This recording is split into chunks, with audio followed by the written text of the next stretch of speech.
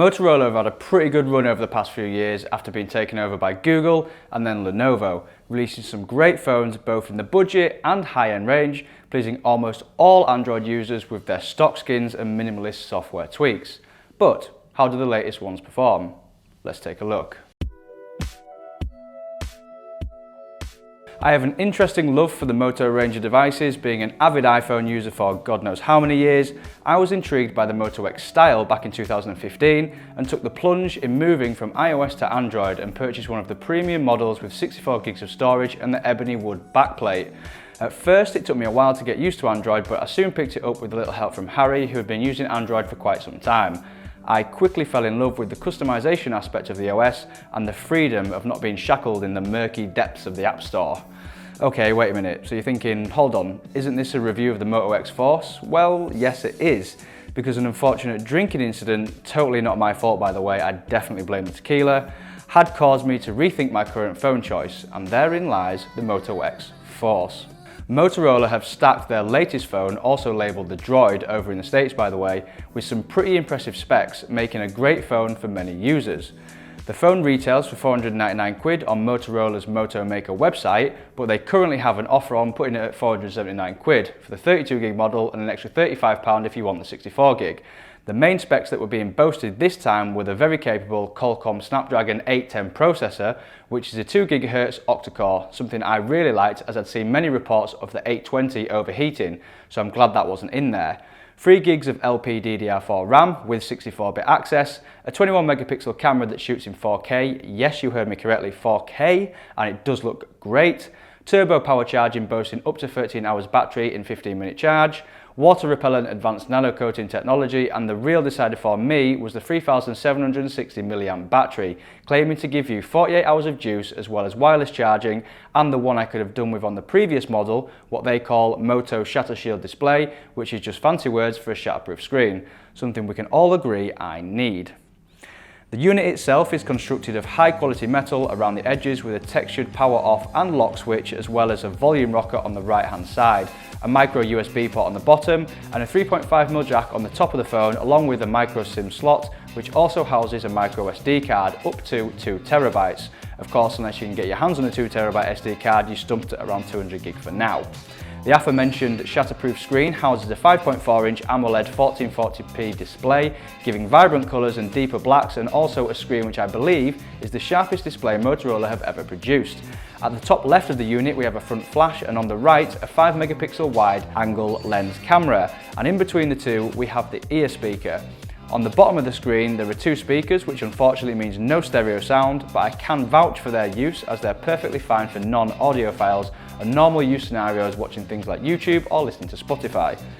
The default back panel is made of ballistic nylon but can be swapped out for other materials such as soft grip material or pebbled leather. No ebony wood backs this time.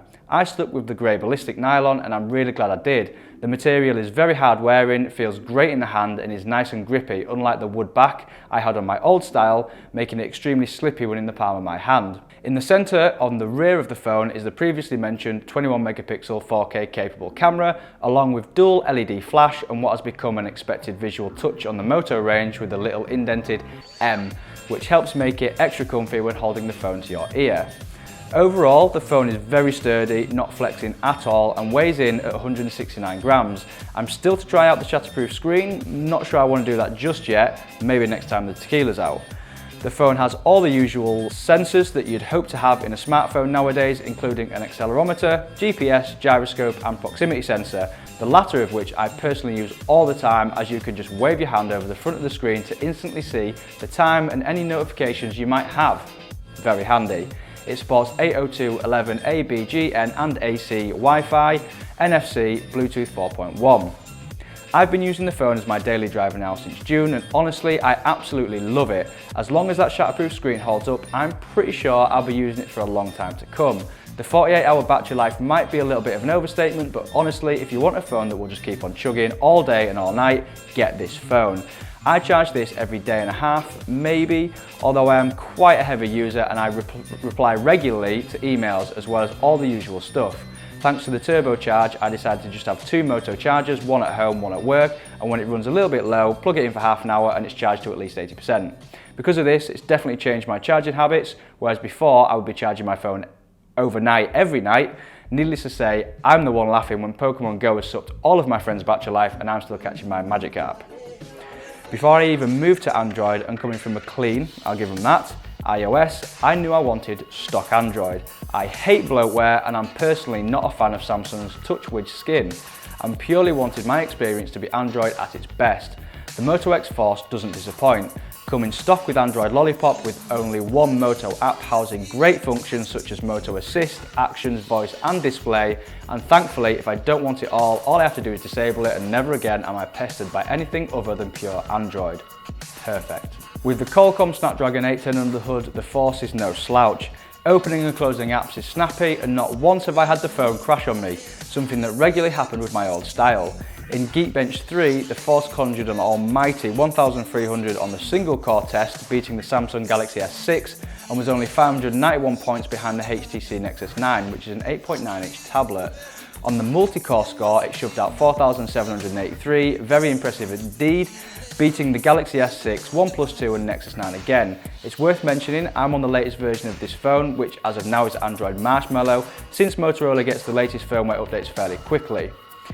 Now I do have a few minor things that I would like to have seen improved, but they are minor. If I remember rightly, USB Type-C was already a thing when this phone was released and I would have liked to have seen that implemented on the phone, rather than the micro USB.